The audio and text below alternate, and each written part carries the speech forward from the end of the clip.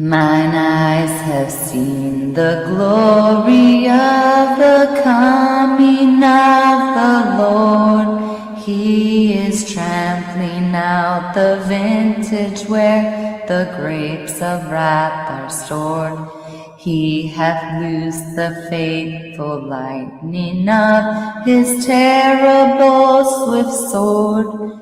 His truth is marching on. His truth is. My name is Amanda Joan Quimper. I've had prophetic dreams, angelic encounters, revelations, and a vision from God to bring awareness to modern moral issues. I want to share my creative arts, poetry, experiences, and stories with you. God is abundantly above and beyond what we could have asked or even imagined.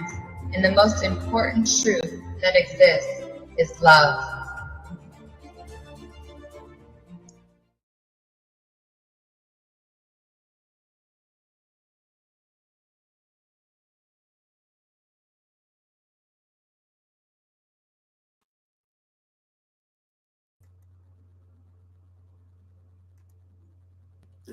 Oh, there we go. Oh, I'll move over. Yeah.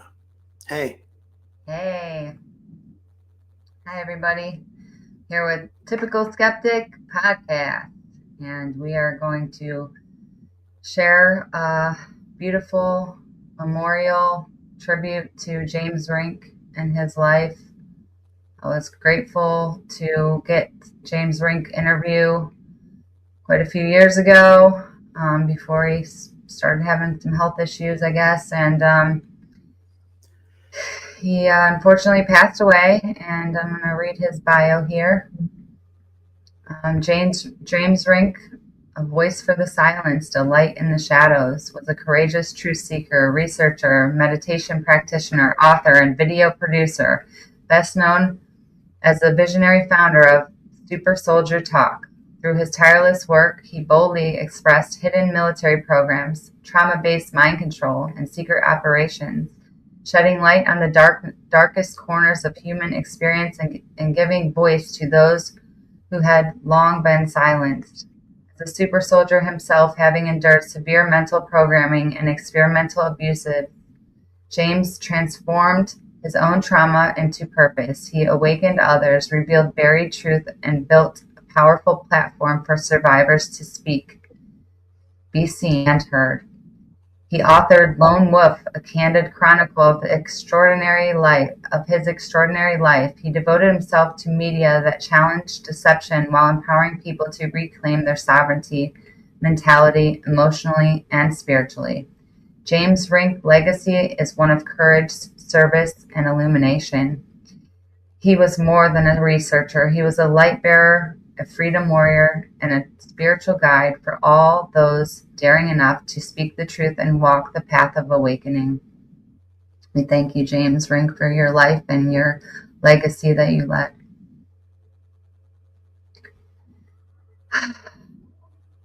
Anything to add to that, Rob? Yeah, I've been on a couple podcasts, and I've even done my own where I've kind of paid my respects to James, but I'll just say it again. Like I say, he was like the first person in our community to basically talk about super soldiers. He was a pillar in the community. You know what I mean? Like his platform it was a place where people could come, and he didn't judge them at all. Kind of like how I do on my show. You know, he let experiencers come on and talk. And he, besides Carrie Cassidy, he was the first person. Well, there was like Max Spears and James Casbolt as well. But like James Rink had the platform. You know what I mean? He was the first to label it Super Soldier Talk and interviewing. He was the first to start directly interviewing super soldiers. So I've done like 6 or 7, 8 shows with James Rink, and like, we've done group podcasts and stuff and all kinds of stuff. And like, I always looked at him like an older brother, but then I realized we were the same age. But no, he was, I kind of looked up to James for his work, and that's why I kind of want to keep honoring him with what we're doing here today, and the other shows I've done. And I think this is going to be really nice. I think it'll be a really good, and I'm so glad you asked me to do this. So yeah, I'm excited for this. Thank you. When I met him, he was he just seemed a little different than others. I really admired him for the difference, that he was just different. And then when I got a chance to have our own dance party at Journey to Truth conference, and we danced for hours there, and it was just, I love to dance, so I was doing the worm, and he was breaking it down, man. He was such a great dancer. He's very, very talented. So that was one of the most memorable things that happened at Journey to Truth conference, I think. That dance party of I think there was 10, maybe 15 of us, and we just had so much fun. And it was, the rest of the people were out by the fire, and we just had a blast. So I thought I should share my documentary that I made for the Secret Space program with everybody. It's a beautiful documentary. It's at awakenandunite.com. It's part of the UFO and Disclosure Movement mass documentary, over 20 parts on the deep topics of the disclosure and UFO movement. And it's a beautiful documentary, and he's weaved in with some of the top whistleblowers on the secret space program, so that I was able to capture. So I'm excited. It's a beautiful documentary, so we can play that now. I don't know what else to do, but share at least. This is perfect. This is good. This is absolutely perfect, and this is amazing that you're able to get this, and I'm excited for it. It should be. He looks great in this documentary. He looks amazing. So, he looked happy and healthy and everything. So I think this is the way we need to remember him, right? I agree 100%. And I hope he's watching this today, I'm sure. Wherever he is. Yes. All right, hold on. Hold on, I gotta figure this out. All right, hold on.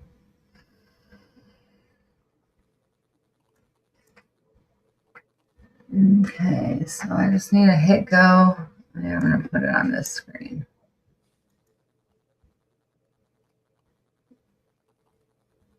Make it big, but then somehow I can't. All right, hold on. You see, you have to hit the share screen, and then you share again, and then you hit share entire screen, and then you might have to toggle to the screen. I got it. Wait. I guess this would be it. Nope. That was how you do it, though. That's exactly how you do it. It's just you got to share the right screen, I guess. I got it. I think share screen. Wonderful. And then remember to share sound too, because it might not play sound. Happy Joe says, sorry to hear about James with Renetta. Yeah, they're together, Joe, for sure. I thought about that when James died. That Renetta died earlier this year too. It was a big loss this year. Okay.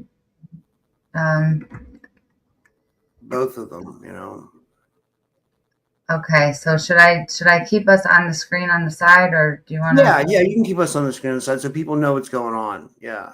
Plus, we can provide commentary if you want us pause it and say something. Yeah. Okay. Yeah. All right. That's a good idea. Okay. So I think this is it. I just don't know how to play.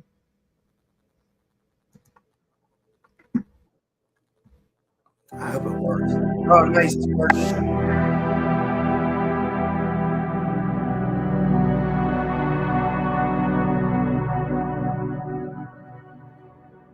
I volunteered for something called 20 Year and Back Secret Space Program, Project Solar Warden.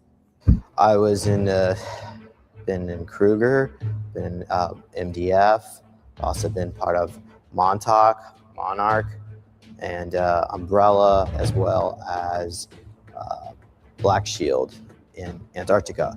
1981, I was abducted and taken to Diego Garcia and put in the Black Navy? I was taken when I was young, very young, and kind of punished into the programs.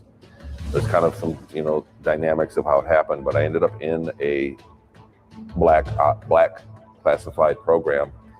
And because I wasn't really trained for it or groomed for it, I was sold off to another program and then to another program, secret programs, and then eventually to the space program. And they put you back and delete your memory. You do something called a 20-year and back. It was described to me as you sign up for the program, you do 20 years, then they wipe your memory, send you back in time 20 years, age regress you 20 years, and then you wake up in bed like nothing happened. I am a researcher. I'm also an experiencer. I went through a recruitment to go off planet to a Mars colony in 2006. And I learned a lot about what goes on in the shadow government and met a lot of different whistleblowers after I became public and learned a lot about the secret space programs and the 20 and backs and different projects like Project Pegasus and a lot of the different MK Ultra programs connected with being a super soldier. And it's very important that people understand what's been kept in secrecy, like the secret space programs, because a lot of the dark technology is used to enslave humanity with a lot of falsities, which we see with false news, fake news, Project Mockingbird, and what came over after the Second World War, like Project Paperclip, launched all these different programs and projects really related to indoctrination and social engineering and psyops and false flags in order to convince the public of sort of the problem, reaction, solution scenario where people put their trust and faith in very corrupt authority that is behind a lot of the crimes against humanity, things like human trafficking, pedophilia, satanic ritual abuse, which links to these off-planet entities and those that exist in these underground bases. And so we need to know, because once we know, it can really help to deprogram humanity. It'll help them to get off a trajectory that's based in artificial timelines and an engineered timeline that is leading to very destructive sort of outcomes, Armageddon kind of scenarios. So the more we know, the more we'll understand things like geoengineering, what the chemtrail agenda is all about, and what this pandemic is geared towards and what it's hoping to accomplish as far as manipulating the human race into sort of a AI infiltration, sort of assimilation, transhumanism, and depopulation, and also compromising us so that we have constant chronic health issues or basically, transition. It was the end of April of 2015. I went in for some headaches to the doctor. I got my checkup, and they prescribed I got an MRI scan of my head, make sure that I was okay. And a couple weeks later, I stumbled across Randy Kramer's information and learned about how the time dilation works. And I got all my memories back. I had a huge event where I remembered everything, mostly everything that happened to me while I was involved. And I was in a panic. And so I reached out to researchers or people to talk to, and things started checking out behind what I remembered. Like I was remembering things, and we'd investigate them, and they would turn out to be true. The Solar Warden is the United States Navy secret space program. And it's basically like the wardens of the solar system, pretty much, almost like customs, to make sure nothing goes in or comes out without permission. They abduct people. Yeah, pause this real quick. Can you pause it? I just want to tell you something real quick. I just wanted to say you got all the heavy hitters in here. So like everybody that's watching this should be really psyched, because like, I've got to interview a lot of these people, but you got really a great mix of people in here. And like I said, you got all the heavy hitter. This is amazing. I just wanted to comment on that while we're going here. Yeah, I'm sharing it out, guys. So you see I have my head down. I'm sharing it out on my phone. I'm trying to share it to Facebook and Telegram and Discord and stuff, so we get more people in the chat. So don't mind me. I'm just doing that for a second, but yeah, I'll be paying attention. So and I'm listening too. So, but yeah, I'm just sharing it out. Yeah. Anyway, okay. Sorry about that. Yeah. No, thank you. I'm glad I was able to capture all these beautiful souls. Torture them. Yeah. Make them do all kinds of things. They also abduct children in these things. I was lucky. I was 23 years old, but most people I know are taken in when they are between 5 and 10 years old. During this 20-year mission I went on, I learned things like technologies that could easily stop things like heart attacks, disease, cancer, leukemia, any kind of childhood disabilities. And my main reason that I'm here is to let the people know that these things exist, these technologies exist, that these sicknesses, they're not necessary.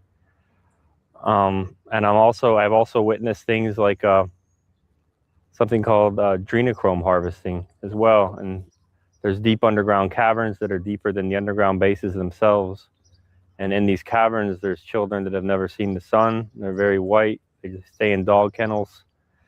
They're electrocuted. They get the adrenaline going, and then they're given an IV to get it extracted. And I'd like the public to know this as well. And I've seen this with my own eyes, and I'm a witness to this. I do have memories of being at Montauk. I see a long corridor with these cages full of kids. We're naked, 7 to 9 years old. They would come in and spray us down with cold water as if we were not cold enough as it is. The children in these cages, the reason they put them there is because they electrify the cages themselves until the children are unconscious, which causes the adrenaline to kick in. And they put an IV at the base of the skull to extract the adrenochrome. And I was also told, I said that a pint of blood could kill most children that age, losing a pint of blood or two. And he says it does. And he said that they grind them up in something that looks like a wood chipper and feed them to the other children. So they're completely feral. They've never seen the sun. Their eyes are completely dilated and black. They would attack you if they got out of the cage because they've never been held or anything else. So they're just wild, feral. Most of my time on Diego Garcia was spent in the dump. What I witnessed there was, it was under the command of some type of Germans. They had black uniforms on, spoke German. There was a commandant, he was in charge of the dump. And there was lots of child trafficking going on. What this drug is used for, I was told by the executive officer in my last command that this is used to prolong the life of people because it has so many stem cells in it. They don't want children that are, they only want children that are prepubescent because I guess you have more stem cells at that age. And they try to get it the same blood type so they can inject it. I guess it's more effective that way, more powerful. But since it's so rare, you can't always get the proper blood type, so then they just drink it. It prolongs life, and I also heard it's a high, like beyond any other high. It's like a, I don't know, heroin mescaline, I think is what it was described to me as. It's just from the adrenaline itself. I was never in a secret space program project.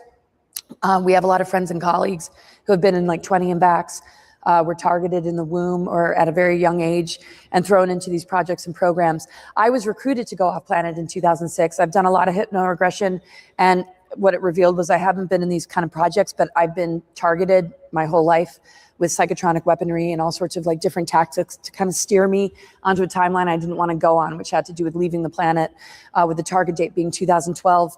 And I've always been very mission orientated, and it's always been about Mother Earth. It's always been about understanding that this is an ascension planet and it's coded in our DNA as well. And even though that word can be misunderstood, it really has to do with our blossoming consciousness, our ability to upgrade our DNA, and just step into our divine potential, our divine blueprint, and our true birthright that is being hijacked and sabotaged, and it has been for thousands of years. So I was recruited to go off planet. I think they wanted to remove me from being able to have a voice and do my mission here on Earth. And it took a lot for me to get out of it, but I'm still here. And but in being recruited to go off planet to a secret Mars colony, I met a lot of different whistleblowers that talked about the projects they were involved in, where they actually were on Mars, and some super soldiers that were also protecting these colonies from indigenous Mars ET groups. What happened to me was I was taken and put into a black program for this, like a CIA funded program in the early years, and I went to Seattle and then to Peru and then back to Seattle, the area. But then at a certain point, I lost my usefulness for that, and they sold me to the military. And because of how I came into the programs, I went off world on there. So there is a vast infrastructure of military base on the back of the moon. And I was there and trained to be a support soldier, and then shipped off to Mars. And there's actually quite a bit going on there. There's surgeries they can do to augment you to make the atmosphere breathable. There are indigenous species of insects that I saw. There's also indigenous reptilians that I was briefed and saw a movie on, but never really saw one. I was sent to Dulce, New Mexico, and experimented on by greys and a large insectoid, a white insectoid. I mean, there's a lot of stuff that lives in the earth. There's reptiles live in the earth. Elongated skulls live in the earth, they call them. Like cone head people almost. Lots of greys. The greys and this insectoid, which was, I think they're called manus or manids. He was large, about 7 feet, and white, and never moved. Just stood there, and I could tell he was in control of the greys because they were all like taking a signal from him. There was about 3 foot, 4 foot greys, and then a couple of the taller ones, which were probably about 6, 7 feet tall. They were the ones that did everything, and the insectoid just stood there. And I was moved to a bigger city that's underground on Mars. It was a very modern, very beautiful, the architecture was very modern, and it was all underground, under big domes underground on Mars. And I was retrained and given aptitude tests and retrained by a taller white, grayish ET that did the training. Before joining the program, whenever you go in, you go into something called the density chamber. We're only 3rd density, and there's this chamber. It looks almost like a gas chamber. It has a sealed door with a chair with holes in it and straps. They strap you into it, and they close the door, and it pushes you artificially from 3rd to 5th density, because most ETs are 5th density, and they're too fast, too strong. Your IQ goes up about 200 points when you go from 3rd to 5th. You become more of a collective. If you're in a group of 2 or 3 other people, it's not so much, you're more of an individual. But if you're in a group of like 5 or 6 people, it's almost like your minds are kind of swimming in each other's heads. You really don't know who's thinking what, and you really become like part of that group. You're more of a collective. When they put me in this chair, I thought it was a gas chamber, and it was a very large reptile, 9.5 feet tall, like a warrior cast, big brown one that was putting me in.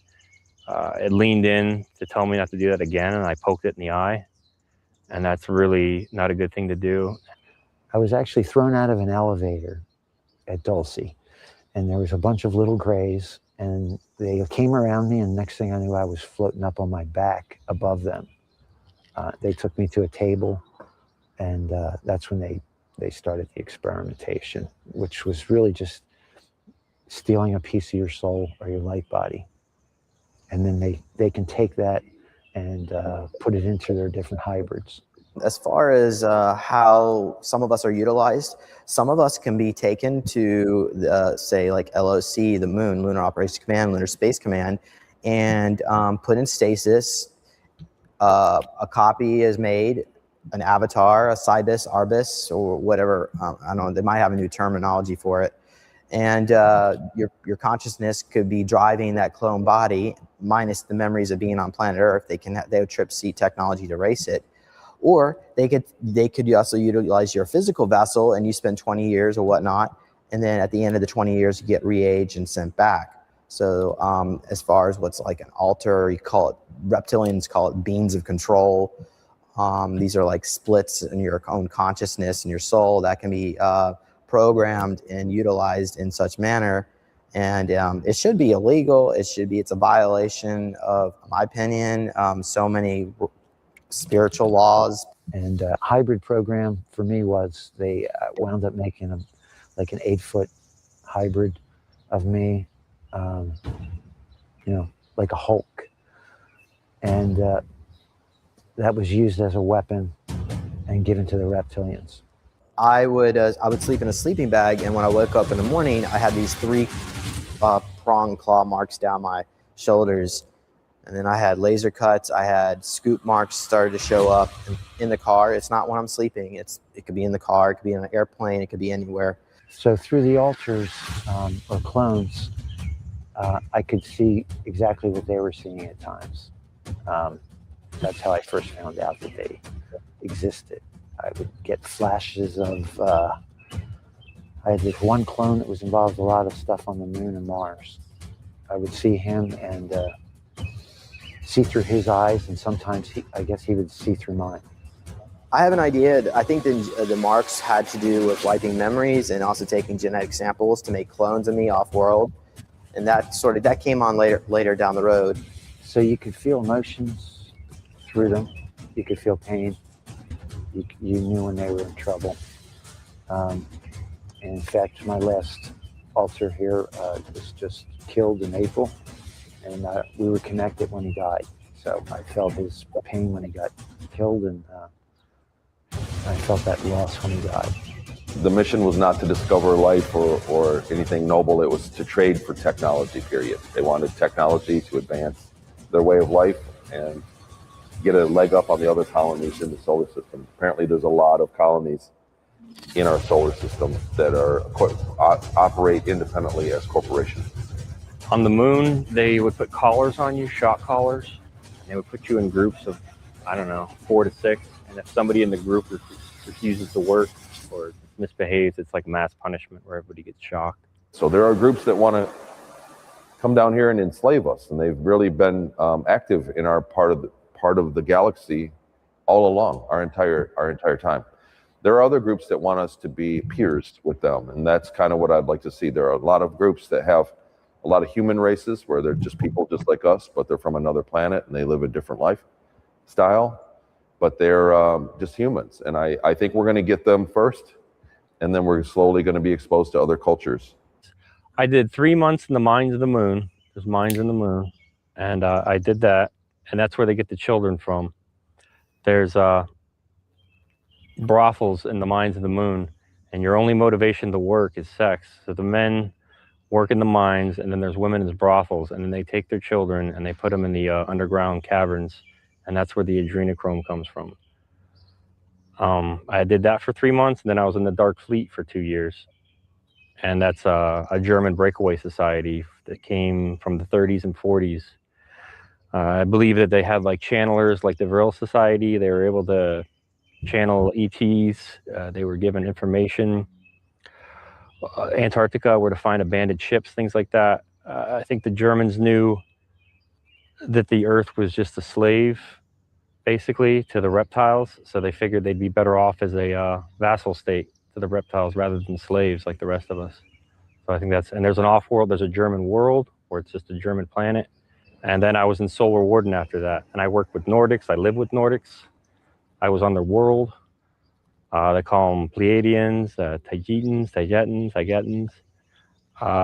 They look like us. Their eyes are just a fifth larger than ours. Their foreheads are a little higher. They're mostly blonde, and then redhead, and then brunette, and mostly blue-eyed. And then you see green and brown sometimes as well. When we were in contact with other species to do trade, they're really in groups. They're really organized in groups up there. So entire star systems, hundreds of stars get together and form a group so that they all have the advantage of resources and working together, and they protect each other. And I said, I remember kissing a tall woman that was sitting down, and he said that was Mother. He said, you have a child with her, you have a son with her. And I said, I have a son. And he said, you have dozens of sons and hundreds of daughters, is what he told me. And then in my experience, a lot of these groups have hundreds of different species involved, like across the board: greys, reptiles, insectoids, humans, off-humans, other hybrid type humans. So there's a lot of different species. There are species of rocks out there that are alive in space. There are species of plant-like people. There are dog-like people. So everything you can imagine is out there. It has evolved. There are trillions and trillions of worlds that are habitable, and they can visit each other. So space travel is pretty easy once they get to the portal technology level of it. The Nordics, their ratio is like 30 to 1, 30 women to about 1 man. So, and the women, they go through like a bonding process after they have their babies for about 10 months where you can't get near them. It's just with them and the baby, and you can't get anywhere near them. And the men, they rut pretty much for about 2 weeks every 6 months. where it's like this uncontrollable urge where they have to be with a woman. So since the woman is bonding and they're rutting, it's almost like they have to have more than one spouse, like in their nature and their biology to be that way. Only 2% of the world's population, or less than 2% of the world's population, are genetically close enough to them to have children with. So whenever they do find a person that's like that, and their race is so old and basically stagnant, very stagnant because they've just been with each other for so long, they do try to put outside DNA into their gene pool as a way of almost anti-inbreeding. The ship I was on had a few modes of travel that it used. It had A to B flight that it used like an anti-grav method, and it would continually accelerate. So it was very fast. And we would use that for getting around in the solar system. They wouldn't jump near, per se. It had the ability to save up power and create a portal, or an Einstein-Rosen bridge portal, and then jump. And a couple separate jumps, it had enough power to, the distance of the jump in time or space was directly proportionate to power output on the ship. And it was a cargo ship, not a warship, so it didn't have, you know, a great deal of power output. So it could jump a couple times and get to the other side of the galaxy. We would jump and then wait there a few minutes and then jump again. So I've learned a lot about what's really been going on from a lot of those individuals. My story is that I was just recruited, I refused to go, and in breaking free of it, I went down so many rabbit holes and dug real deep and learned a lot, because the group that was trying to recruit me is associated with MJ12, and they have their hands on the ET technology, and they are involved in my labs and gang stalking and all sorts of things. So they were able to my lab my partner that was used as bait to try and get me there, but I haven't gone through that myself, at least not to my recollection. But I've been targeted in a different way, where they use looking glass technology to partner me up with somebody that I'd had past lives with. And they knew that we would have an affinity for each other. And they thought if I fall in love again with this person, that I'll go anywhere with him, like to Mars, but I didn't. And so it was very difficult to get out of, but they kind of profile us, and they understand like what is the best way to maybe target or get like a grip on somebody, and they chose to target my heart. They couldn't really get to my mind, but it didn't work, and so here I am. So there's natural and man-made portals, and they're based on power output. So for the ship to make a portal to go to another galaxy, it was too much power requirement. So they use the natural ones for that. They kind of can go in. And then we're starting to hear about more and more portal facilities, like on the moon and on the Earth and other places, especially on the talk of the arcs coming out, that they have natural portals or portal systems that are very small that you can use to just walk through. In my time up there, they were rare because of the power output. Not every corporation had something that could generate that kind of power. Well, most of my memories came back. It took some regression work. Now, I don't even think most of my memories are back yet, only a tiny fragment. My records show 330 years of service. And typically when you do more than 120 year and back, your memories get scrambled. Now, the reason why I know I was 330 years is because for a couple of years, I was working with Peter the Insider, who has access to ACIO records in Pine Gap and Area 51. And ACIO records get their databases from the star people. So they have files on everybody and know what everyone's doing. So to verify, I've reached out to other people in the network that have interacted with Peter, and they do remember some of the things that Peter has discussed. So that gives me validity to what he has to say. But I've also got records from DOD. Someone was kind enough to, it's under Umbra 8, to pull, at least at that level of clearance, 8 levels above top secret. My records show that was part of Project Abandonment, which basically states that I was a defunct super soldier, in which they were giving us nano, pico, and femto injections to see if we can recuperate us to become, I guess, a total mind control slave. Project Equalize and Project Bleak, one had to do with triggering us an MK Ultra Seed project to see if we can be triggered under social situations, and the other project had to do with star seeds that had organs that were not typically human, meaning 2 hearts or so on. the physiology. Apparently my physiology is different. I don't know how it's different. So anyway, so. Yeah, there's so many different projects connected to becoming a super soldier, connected to MK Ultra, things like Montauk Project, things like Monarch Programming, Project Mannequin, different breeding programs connected with abductions that people have experienced with ETs. Most of these projects have some sort of ET alliance. And the ICC Nazi Draco Alliance is pretty much running a lot of the different things in the United States and all over the world since Project Paperclip and since the Second World War, which we really didn't win. There was an unconditional surrender in 1952 under Truman's administration. A lot of people blame Eisenhower for signing the treaties, and that actually didn't happen. MJ-12 did it behind their back. So a lot of these projects and programs are based in this negative alien agenda. And that's why it's important for people to understand things like the secret space program, because when we have knowledge, when we shed light on the things that they've kept secret, that is the ultimate way to deprogram and recover and help one another to recover. Because a lot of people don't even realize they've been in these projects and programs. They wipe your mind, the 20 and back, you're not even supposed to remember these things. So a lot of our colleagues and friends who have been able to recover their memories have really gone against the odds. It wasn't expected that they would be the people they are today. So the whole world needs to know. And we need to just become a global family again, put our egos aside and realize, what we thought we knew maybe wasn't the full truth.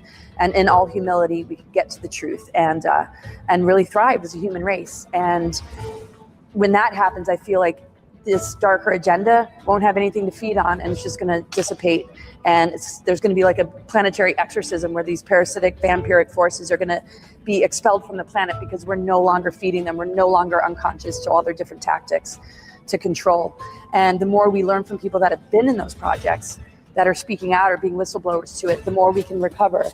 Because the whole human race is targeted. And that's what we see with the chemtrail agenda and things that have streamed through the media and Hollywood and different tactics through, music and manipulation of the Hertz frequency, and how the planetary grid network has been impacted by dark technology that is based in reversal, so that we digress as a human race instead of ascend to our greatest potential. So it's in our hands, and we have the power to do this. So I'm inspired, and I hope, you guys are inspired to have an open mind. The Montauk Project utilized time travel experiments not only into our past and present and future. And the present would be more like manifestation of bringing entities through portals, but also into other alternate realities and timelines. So the goal was to see if they could create the most favorable outcome for benefiting the cabal. So from the moment I joined the program, it's almost like I kind of separated, and there was two of me. And until the guy up here in space comes back and makes this guy down here where I'm at right now whole, it's almost like I'm not 100% myself. It's almost like I'm a fragmented consciousness or something. I don't really know 100%, but I remember Robert telling me that it would be till I was around 44, 45 years old, where, I would be whole again. The drugs were given to super soldiers, depending on what your mission would be, would make you have better hearing, better strength, quicker reflexes. They could even raise your IQ. Monarch, there was this orphanage in Tennessee where they took us, all time loops outside of time. The base is underground, so the orphanage is just a cover, but they would keep us strapped down. They would have us do pain pleasure reversals. The only stuff I ever got was mainly for really quick. You were really quick. You could be really quick. I could jump up that side of that house in 2 seconds. Just that type of stuff. That was all I ever had, was reflexes and strength. So we want to protect future generations. We want to help people to step away from the programming, because I believe when a person deprograms, they also de-weaponize the weapons and all the different assaults that they have taken into their bodies. Because once we're really awake and connected to the truth frequency, I feel like we have capacity to transmute and alchemize all the different things that we've been breathing in and ingesting in our food. And to me, that's the most important thing that humanity needs to wake up to, is truth, their own truth frequency, their own ability to be sovereign, and understanding the secret space programs and what different whistleblower testimony has to say, and what different people are struggling with as they try and recover their memories, we can play a very important role in assisting them, and also helping those that have been blackmailed and compromised, that are dealing with multi-generational trauma-based mind control, that have been pushed into this dark agenda that might not feel like they have a way out. So instead of feeling like we are going to throw them into prison or they're our enemy, we need to understand this level of multi-generational trauma-based mind control and what it means to be chipped, possessed, and compromised, so that they can join with the other whistleblowers and people that have begun to reclaim their memories and overcome a lot of these different altars and these different things that have not allowed them to be in possession of themselves. So we need to be a very open and compassionate humanity when it comes to it, and being willing to handle uncomfortable truths. And it's going to be hard for a lot of people, but this is what our community is all about, being all about full disclosure, assisting humanity in this awakening process with as much compassion as possible, through also understanding all the different layers and levels, so that we can really have a different kind of medical industry that deals with this level of trauma and things like people having altars, and also helping to encourage people that have been blackmailed to not be afraid to come forward.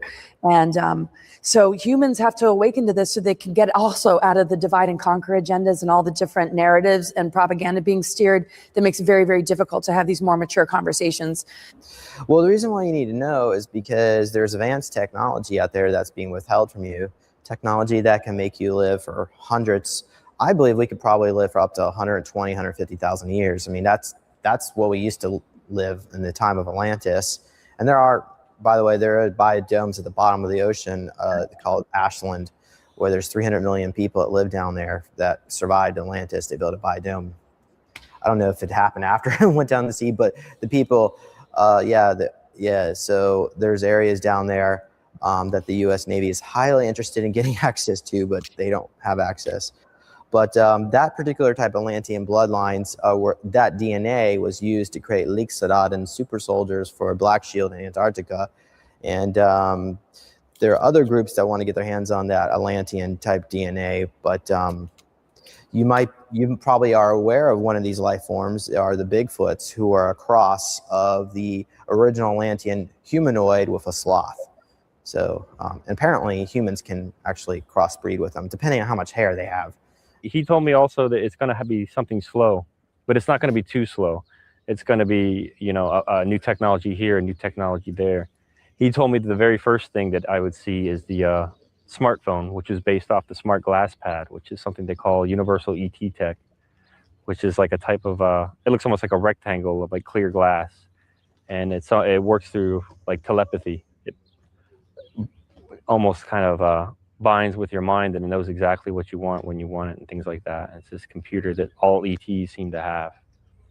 I know I've heard people say about the moon and Mars, how they're cleaned up, but from my experiences just a month ago, that's not true. The gray aliens are leaving, but there's still lots of negative Nordics, which we call them, and reptilians. I'm very hopeful that we're going to get a disclosure soon. We already are getting disclosure. We've already been told about UAPs and by abduction phenomenon. They came out with that report, and it's public knowledge from the Pentagon. So basically, we've already been disclosed, and no one batted an eye. So the next step is they're going to have to show us some craft. Like people are going to have to see really that it's real. So hopefully people can drop the label conspiracy theorist and begin to understand that we're all about truth. We're all about supporting people that are coming forward. And it's a lifelong mission and calling for most of us. And we just want to make the world a beautiful place and to live our highest potential that we can attain as humans, and to really enjoy the bountiful abundance that the Mother Earth has to offer. And there's cosmic and earthly events taking place that are bringing about this greater sort of ascension and advancement of the human, to the point that we understand that we're the most advanced technology. And it's all about allowing this adversity that we're facing to switch us on and help us to recover our greater spiritual abilities instead of be victimized and manipulated by it. So we all just want to join forces and join hands and be a part of this unified front. And we want to bring as many people on board as possible. I just think the main reason I'm here is because I want all of this technology to be brought to the public. I want, all these unnecessary deaths. I want them to stop. And I just want this horrible drug, this harvest thing, I want it to end. And I don't want this to be a part of our world anymore. I think it's probably all coming to a head right now, and I think in the next 2 years we're going to probably see all this cleaned up. We have a lot of people coming out exposing it, and they're activating other people, activating their memories. So I expect in the next couple of years we'll have literally thousands of testimonies out there. Going into the future, I would say probably roughly around 2024, some kind of energetic wave is going to hit this planet. That's going to cause a lot of people that were in these programs to start recovering their memories, maybe even full recall. The people that did this to us were hoping that we would never remember, or we would probably try to kill ourselves or something if we did remember. And that's actually usually what happens. But if you do the energetic work and become self-aware that you are utilizing these programs and that you're getting these memories, then you can understand that it's not your fault. You don't need to. Omega is the suicide altars. You don't have to go through that. There's a whole community of people out there that have been through this, and we are working together to try to bring about a better world. Eventually, we'll be able to participate, and we'll have visitors. Our neighbors. I think there are really good extraterrestrials up there that would love to visit us, and a lot of people down here, I think, will clean up their way of life. A lot of people are just hopeless. They don't have hope. And once there's hope for a better life after a disclosure, they can see how other worlds are, how they exist. It's very important for the world to know the importance of coming together in community, the fact that we can pool our resources together and utilize our different skills, talents, and abilities to work together to restructure just our world and work closely, with nature. The main thing that I took away from everything I was told from the executive officer in my last command was that things are going to be better. He was almost in tears because he accomplished his mission. And he said, you don't know how good it's going to be. Our economy, it's going to be like the 50s, but better. Our money's going to be backed up by gold. He told me that all the world's gold is in the catacombs of the Vatican. And they were taking it out. He told me that all these new technologies were going to come to be, med beds, things like childhood leukemia, cancer, all these diseases, all these deformities, these are all going away. People don't have to die from cancer anymore. People don't have to die from AIDS or any of these other diseases anymore. These will all be a thing of the past. I think there's a lot of hope for people in these programs now. We have so many people coming out and speaking. They're not going to be able to get away with it much longer. So that's a good thing. And also when we answer to our greater calling and mission, the magic and synchronicity really opens up. The universe really has our back, way more than we could ever possibly imagine. And it's so much more risky to stay with a matrix that doesn't really appreciate that. It just manipulates us into thinking that we're dependent because we have to have that paycheck. We do not. We can all help each other. And I think we're being pushed to the edge so that we can recover these greater treasures and abilities to do this and realize that the dying paradigm that is kind of traumatizing us right now is pushing us to the edge so we can say goodbye to it for good and actually divorce these imposters so we can experience true love with creation, ourselves, and one another, and meet our soulmates and soul family.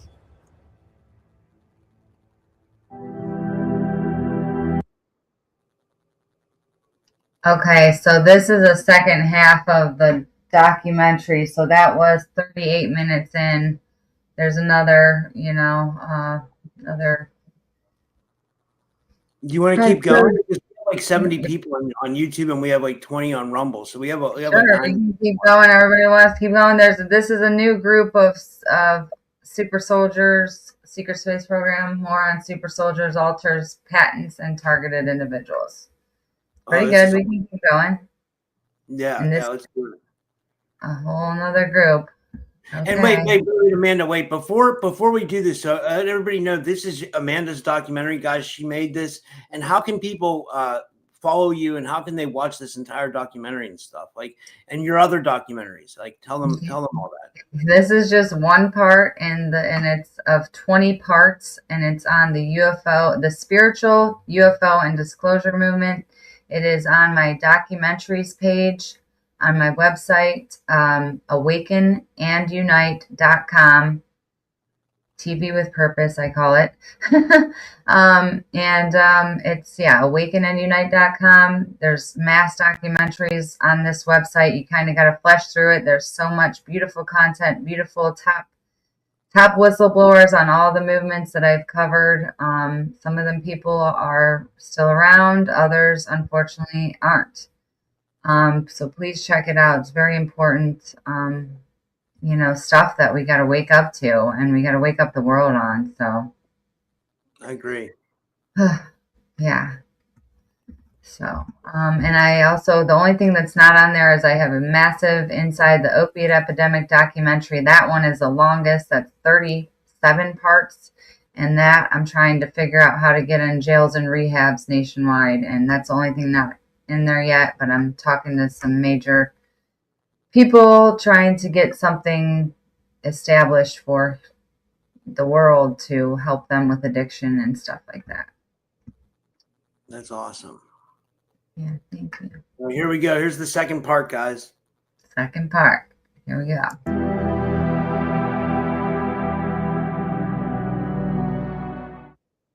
A super soldier is someone who has been taken as a child and modified either through their DNA or through chemical means to become enhanced in one area. Some of us were enhanced with psychic abilities. Some of us were enhanced with muscle mass. Some of us are stronger than others. I was given the ability to take physical objects through hyperspace and bring them out safely. That's unusual even for our people. But it means I replace an ET on a ship. So I have value for that reason. And no, it does not mean that I look like I'm in the Army, because my body's kind of irrelevant for it. It's what my mind can do that matters. And in the here and now, I'm 68. And when I was in service, they kept me at 25. So what I look like here is kind of irrelevant to what I do there. I've been targeted since I came public. There have been 7 people I cared about that have been murdered. The CIA sends trucks to sit across the street from my apartment and watch me all the time. They have hit me with directed energy weapons. When I had my spinal fusion surgery, the surgeon said he had never seen muscle and nerve tissue welded to bone before. So I do have medical proof that these things have happened. And it's been a struggle since I've been public. I came public in 2016, and I've been telling the same story all along. But these programs, this is research. You can find it yourself. Hello, everyone. It's Michael Jaco with Unleashing Intuition Secrets. So I love to, give people the insights of what's coming. I've been a part of the Super Soldier program, and as a Navy SEAL, CIA, and so forth. I've been able to see a lot of different things that I can share with other people and have insights on. I see a very, very devastating attack coming on America here in the next probably days or weeks.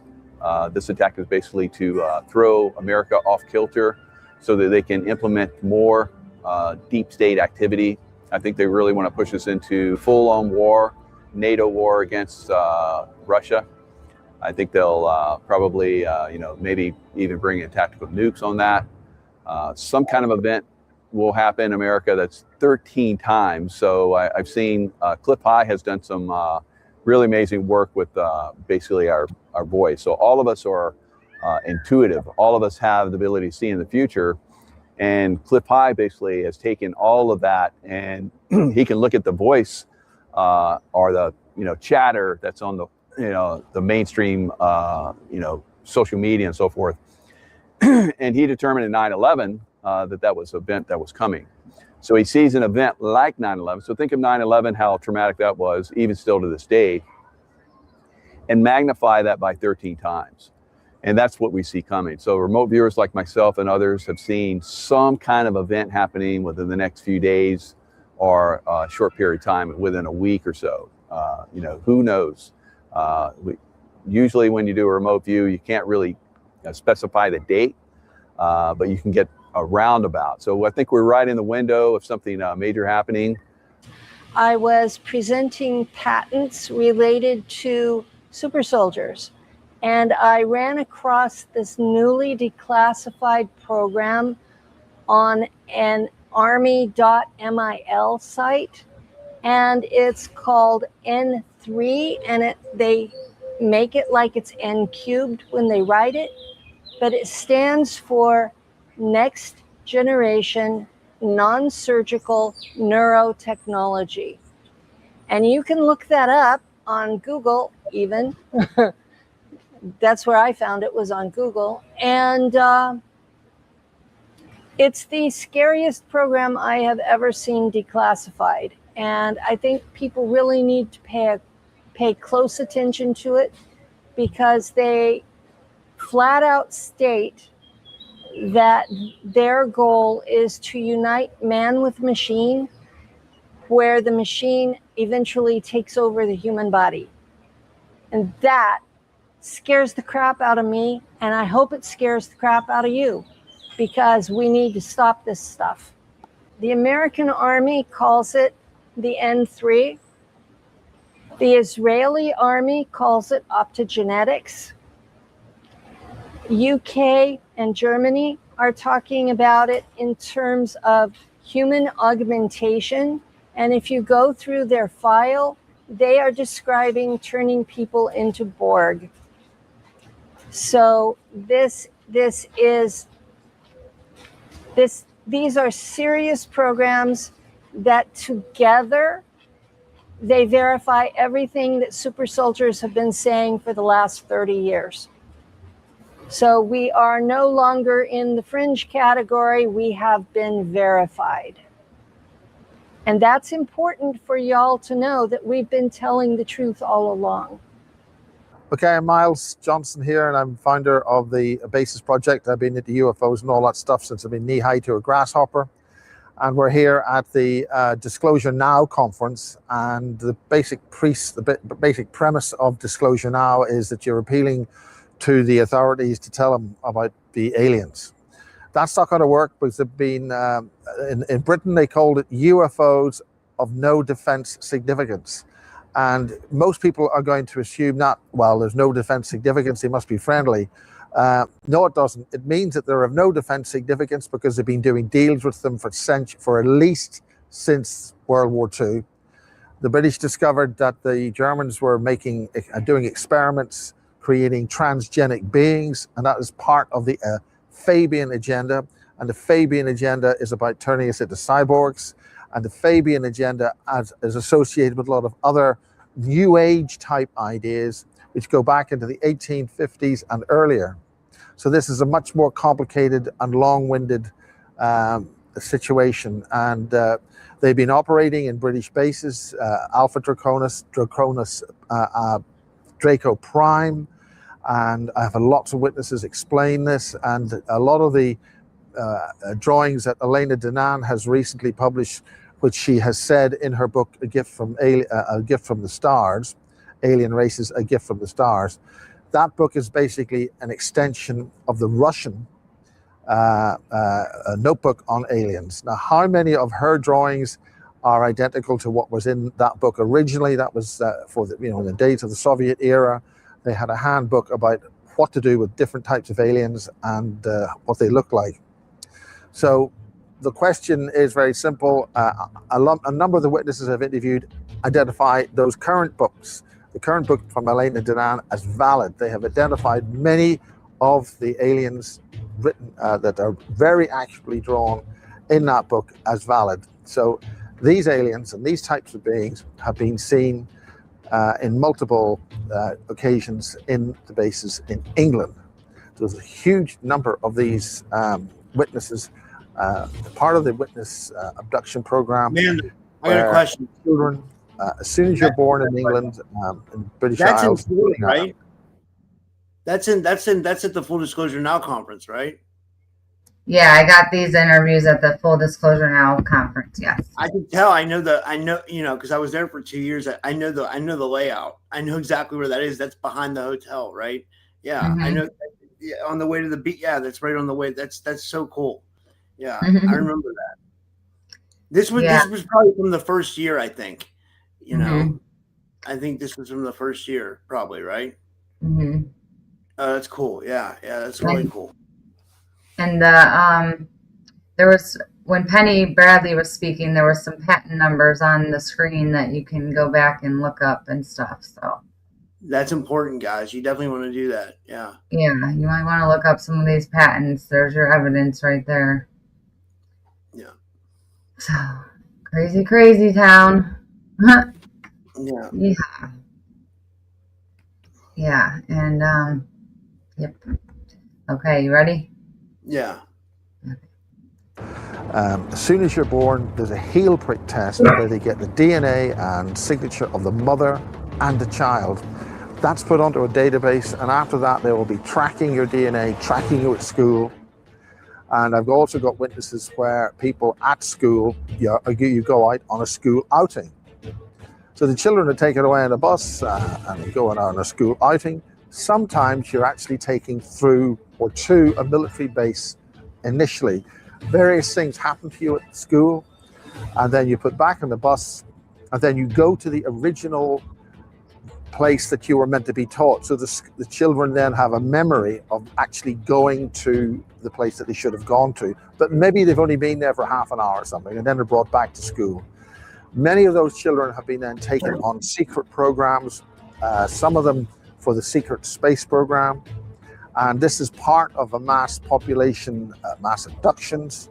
People get abducted. An awful lot of people who are abducted always have some kind of military connection, US Air Force, Royal Navy, RAF, and so forth, because those armed forces are involved with this program. So the idea of appealing to these people, look, you're going to tell us what's going on. They're not going to tell you what's going on because it's a secret too terrible to be told. So if you're going to look it up, it is next generation, non-surgical neurotechnology. And it makes Elon Musk's Neuralink obsolete before it's even approved by the FDA. This is serious stuff. I'm not pulling punches here. I'm not whitewashing it. This is serious stuff. It means they're able to change your DNA so that you can merge with a machine. Now, I don't know about you, but I prefer to stay as natural as possible. The reason why I believe it's important to bring this stuff out is more people that know this, the less people are going to be, impacted as far as emotionally. So emotions are very, very strong. They're very powerful.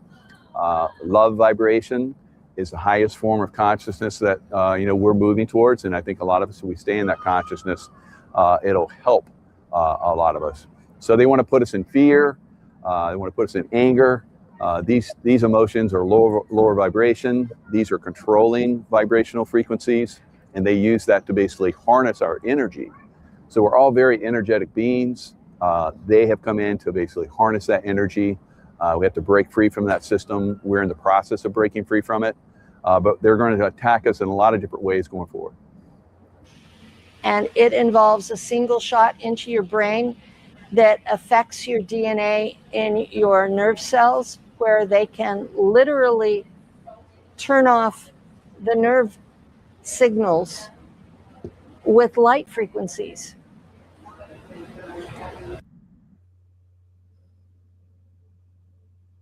Okay, here's the patents, guys. Just screenshot this. Right? Are you there? Yeah, I'm here. Okay. Yeah, you're good. Okay. All right, I'm going to continue on.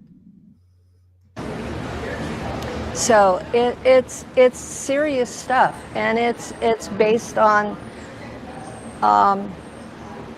the electrical differential in between the inside of a cell and the outside of the cell, and it gets really complicated, and you have to understand some basic cell biology to be able to go deep into it.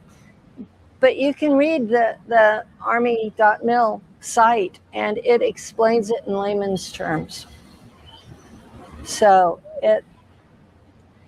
I have a background. My AA degree is in mathematics. I was working towards a BA in microbiology. So this is what I was trained for here. So I saw this and I went, oh my God, this is not acceptable. And I'll point out that Nick Pope, that we're talking right now in July 2024, Nick Pope, approximately, that's a British guy who's now been in the States for about 10 or 12 years. He has spoken now in the clear. Normally Nick will speak in very convoluted languages, which are very confusing and you're never too sure what he's actually said. On this occasion, he said it straight. He's saying that they walk amongst us. He said that there's the dark forces involved. In his presentation, he had a dark image of the devil, Satan, and he's explaining all this in conjunction with the alien secret that's too difficult to tell. I haven't signed anything on all this, although I did sign the Official Secrets Act when I was a student at university learning about electrical engineering. I don't care whether that still applies. I'm speaking out now. So it's up to you. It's up to people. We are the front line. People like you, people who go to these sort of conferences, are at the front line. The intelligence, and Nick openly admitted during the recent global emergency with the pandemic, none of the existing established plans for a pandemic were followed. So Nick has admitted that we have lost control of what the situation is. So we now have to take every effort to understand we are not in control. So appealing to somebody's better nature, it's a bit like going to the boss who's embezzling a lot of money and saying, excuse me, but we think somebody's embezzling a lot of money. He's just going to, you go for the high jump. So we have to recognize we're basically on the front line. When the public, actually the wider public, know that they've been conned, as they now know the scale of opinion worldwide now against the governments due to the con over the recent years, and they've been hijacked, they've been lied to, and the wider perspective of people are finding that out. They're going to want to turn to people in our kind of community, the disclosure community, and we've got to come up with the right answers and have the right answers quick, ready, and true. And that's what we have to do now. So as a super soldier, I have lots of memories that have come through. I was on a Gaia program where I did a regression, and for 3, I think almost 4 shows, I came out and we talked about all of the different things that are happening in the super soldier program. You know, my memories of super soldier activities and so forth. So I think at some point, all of these different secret programs that are out there, I was involved in some of those in the SEAL teams and in the CIA. So if we, start to have those programs start to be revealed, I think that that's another, a quick ascension process that happens for humanity. Okay, an altar is a natural thing that humans do because before we were, quote, civilized, a lot of parents died in front of their kids for various reasons. And the child would form a bubble around that memory so that they could go live with other people and not be totally obnoxious. This was a survival thing for children. And you stop having that ability somewhere between 8 and 12. So these programs get small kids and they deliberately traumatize you through sexual abuse. And when that stops working, they do other things that are actually worse. But your mind forms a bubble around the trauma memory, and eventually that bubble becomes another personality, because it's you, but it's not sharing memory with you. And so they form these altars into a 13 by 13 by 13 cubic array, just like we were a computer. And they program them to do various things. If they program the top one, that means all 13 below it will have those same skills. That's why they form it this way. It's for efficiency and training. And the CIA sells an altar to another agency. So they deliberately make 2,200 altars, or actually I think it's 2,197 if you do the math. And they sell over half of them, and that's part of how they fund their program, is by selling the altars to other agencies. And some agencies use you in your natural body, and others use you in a clone. And I've been awake for the transfer process, and it's really dizzy making. You feel like an electrical buzz during it, and you're in your body and you feel this buzz, and then you're in this other body looking back at your body, and you look dead. And it's really disorienting. Most of the time they make sure you're asleep, but they don't always.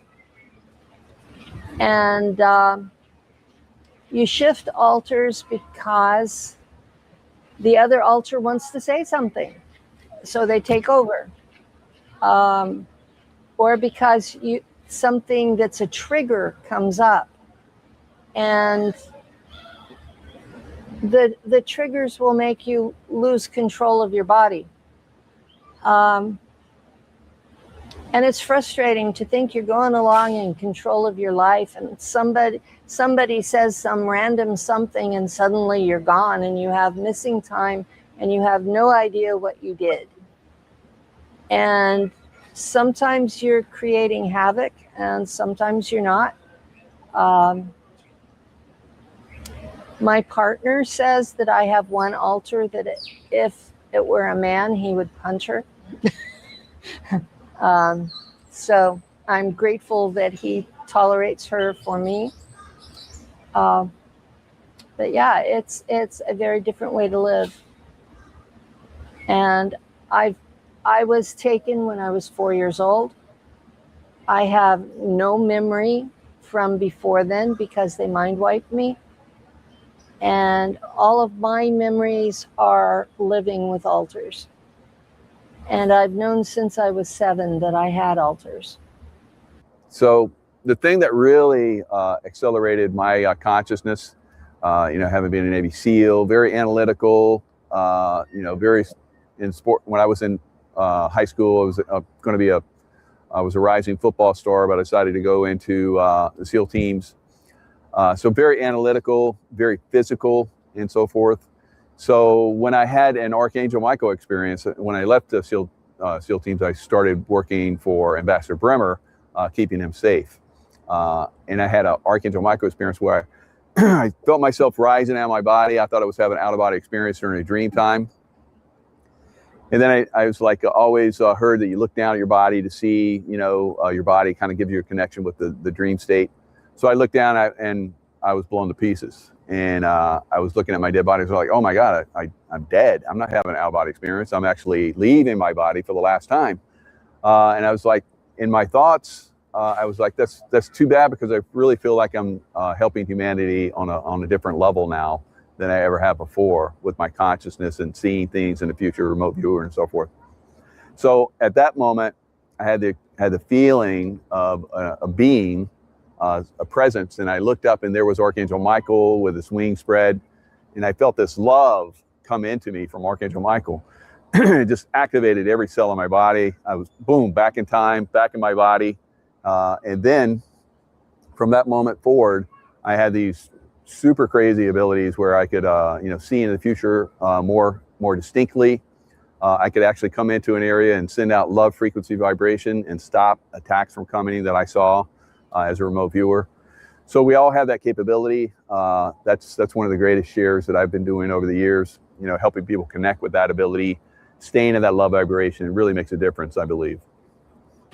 There is a community of us. We usually have each other's backs. We're working on making that more of a reality rather than less.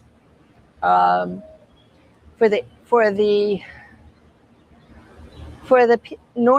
the normal people out there who are not part of this, the reason we fight so much is because we served in different projects and they gave us programming to fight each other. So we are overcoming serious programming to work together. So it's more of a miracle that we do rather than we don't. So they did that on purpose so we could not unite to expose them. So this is an ongoing situation. We finally overcome the Omega programming that caused so many of us to kill each other or ourselves, like happened in 2014 to 2016. We have formed more of a group support rather than a gung-ho, do-it-myself culture. And that's helped us a lot. But we still have this infighting programming that we work to overcome. So the fact we get along at all is a good thing. And like any other set of people who lived through trauma, our stories are not going to coincide exactly. So don't expect us to tell the same story. And now a lot of people are awakening to the Super Soldier program, and also to the idea that UFOs exist and so forth. I'd encourage you to basically, it does take a lot of courage to come forward. I'd encourage you to come forward with your thoughts and your what you're seeing and so forth. It really makes a difference and has an impact on everyone else that's probably having experiences or having some kind of memories that are coming through on those programs. So our stories are not going to necessarily mesh up. We are expecting you guys, the people listening, to understand each of us is telling our experiences.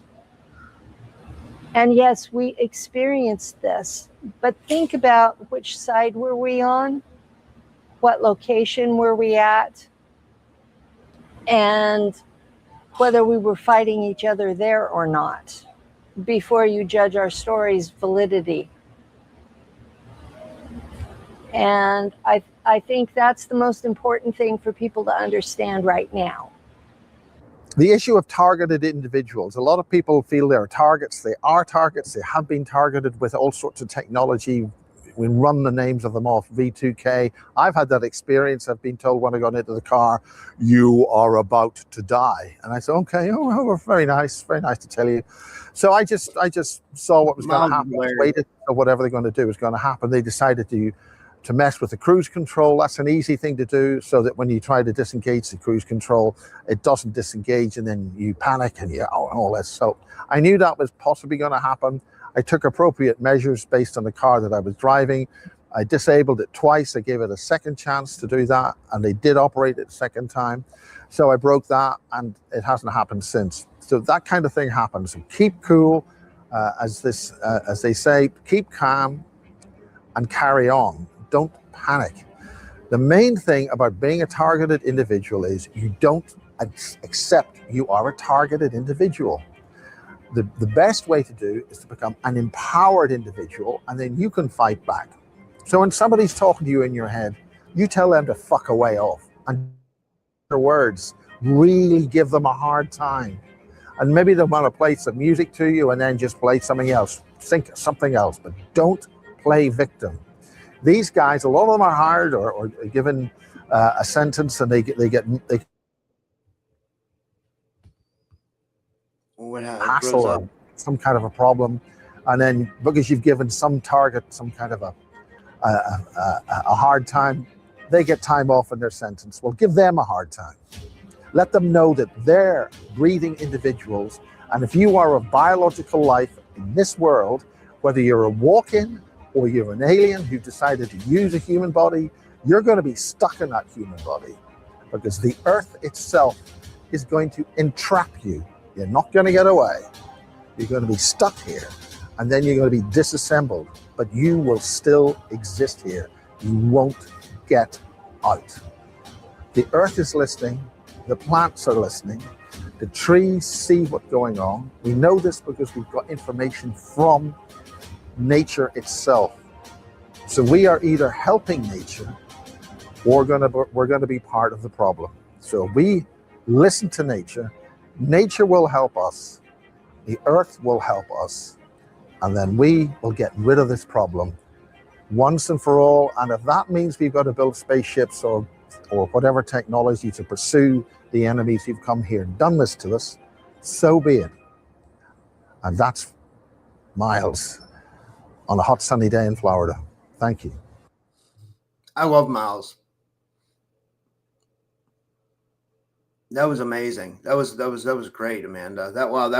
We have like 80 people watching on YouTube, and that's not even counting your channel and how many. And then on Rumble we have a bunch of people watching. So this was it was really good, you know.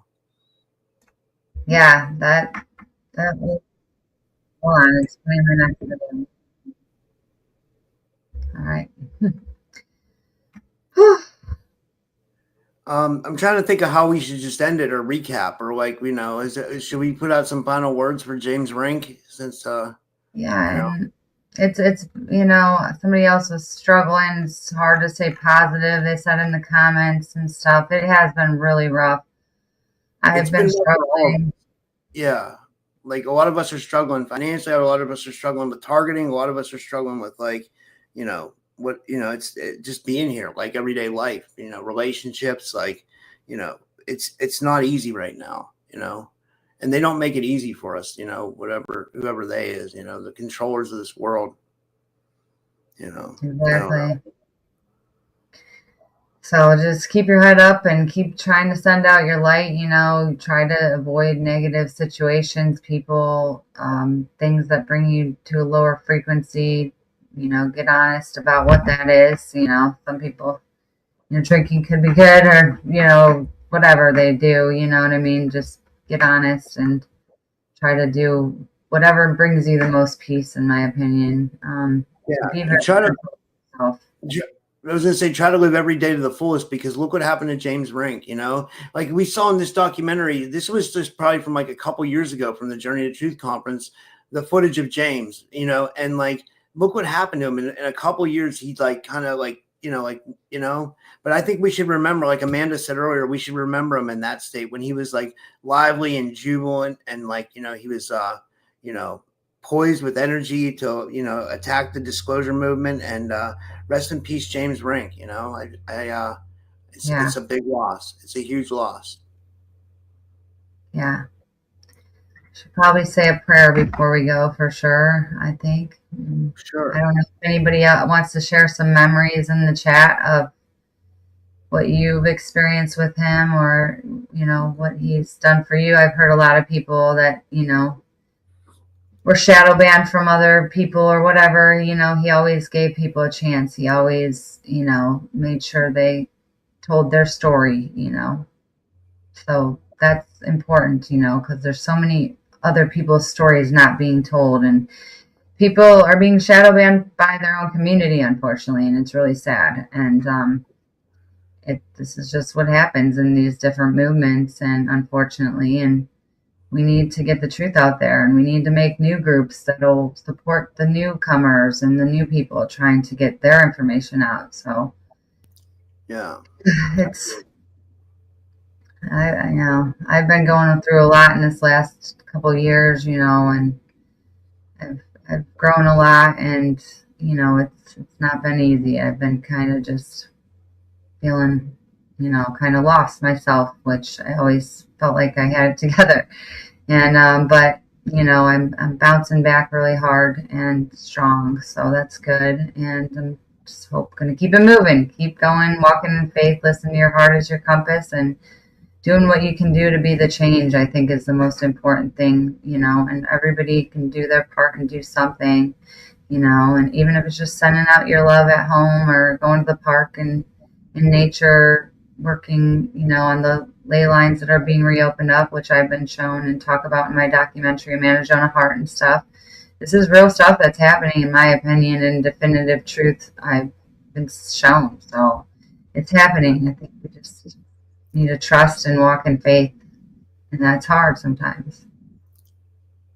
Yeah, I agree. I agree 100%. Yeah.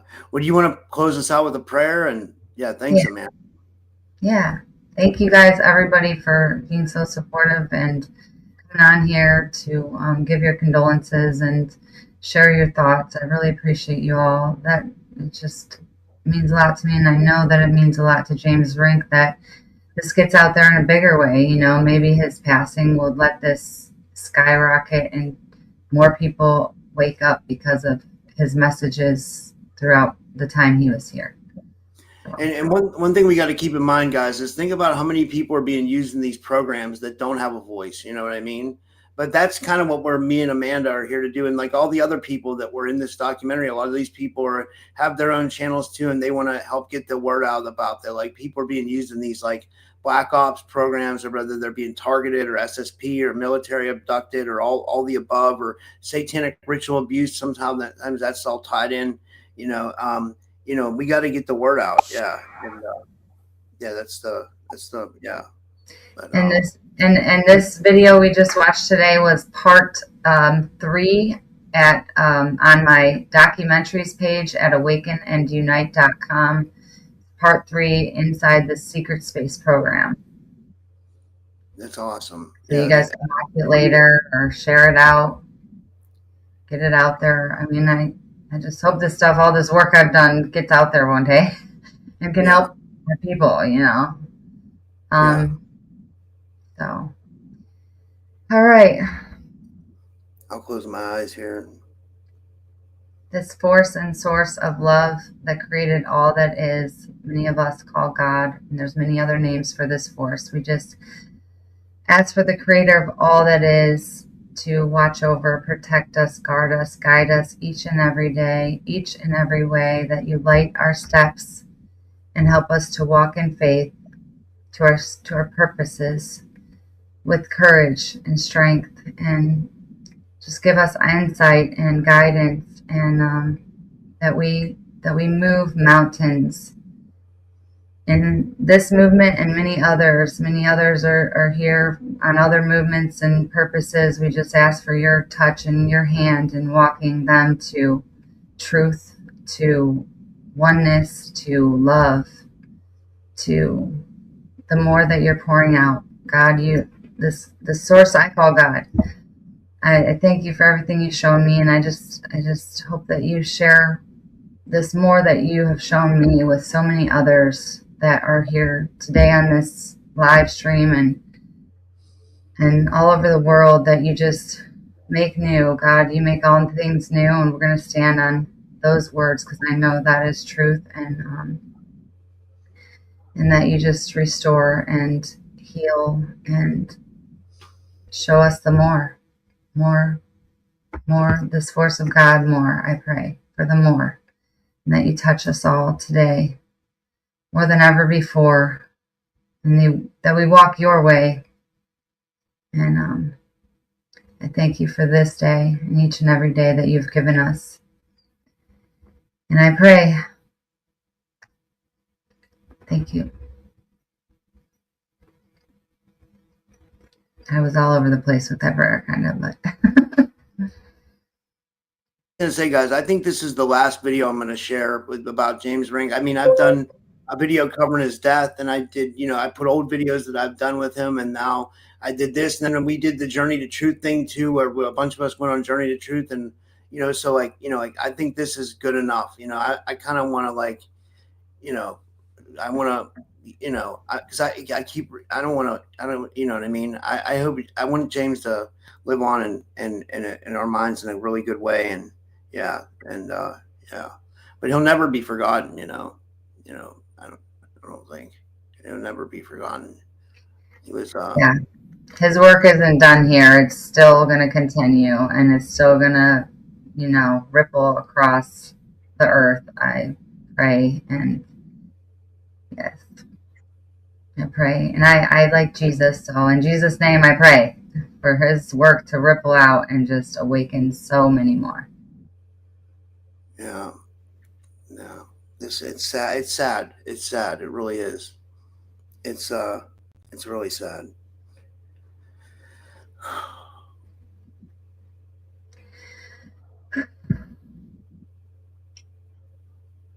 All right. All right. Well, yeah, I guess that's it. I guess we're done here. And or do you want to send us out, Amanda, or anything you want to finish up with? Yeah, I could play the trailer as we go out, and just let's try to keep our vibrations high. This is sad. We're gonna have to grieve. We're gonna have to be with our feelings and emotions about this, and sit with it, and just let it take up the room. And then let's come back into the now when you're done. Being with that feeling of grief or whatever, and come back into the now and try to be the most light and love that we can be. And because that's how we get the synchronicities, the magic, all the amazing God conscious stuff that happens when you stay in your heart, stay in love, and stay out of your chatter mind, ego mind, that wants, like it's a whiny child that wants you to be miserable. So let's stay out of that. Let's get back in the heart, stay in peace, do whatever brings you the most peace or the most joy in every second, every minute of every day.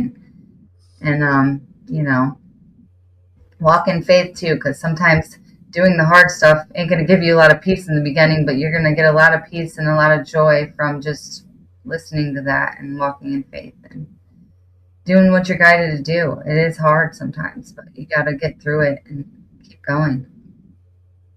I agree. Well, that's really well said. That's really well said.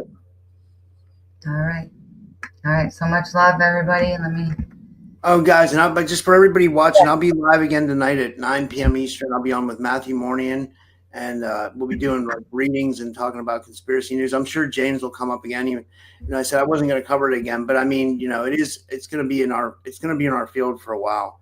The only reason why I said that is because I've been covering it so much lately, and I was like, maybe I should just let it rest for a little bit after this, because this was such a good tribute.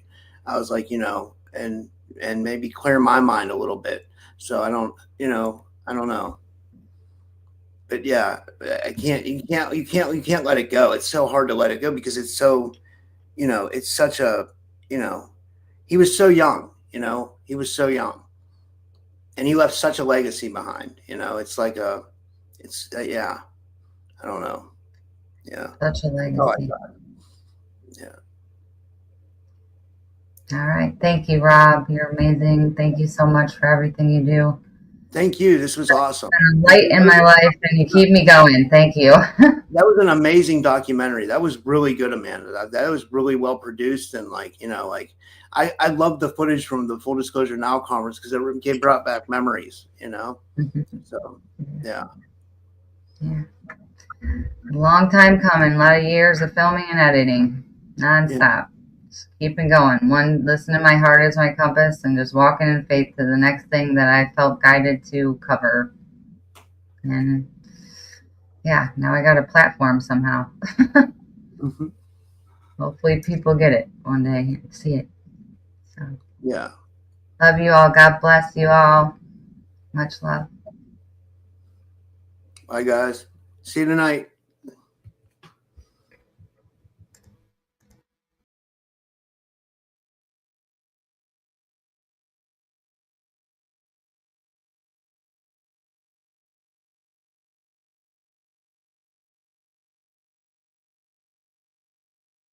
Mine eyes have seen the glory of the coming of the Lord. He is trampling out the vintage where the grapes of wrath are stored.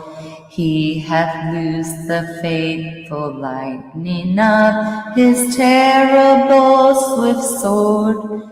His truth is marching on. My name is Amanda Joan Quimper. I've had prophetic dreams, angelic encounters, revelations, and a vision from God to bring awareness to modern moral issues. I want to share my creative arts, poetry, experiences, and stories with you. God is abundantly above and beyond what we could have asked or even imagined. And the most important truth that exists is love.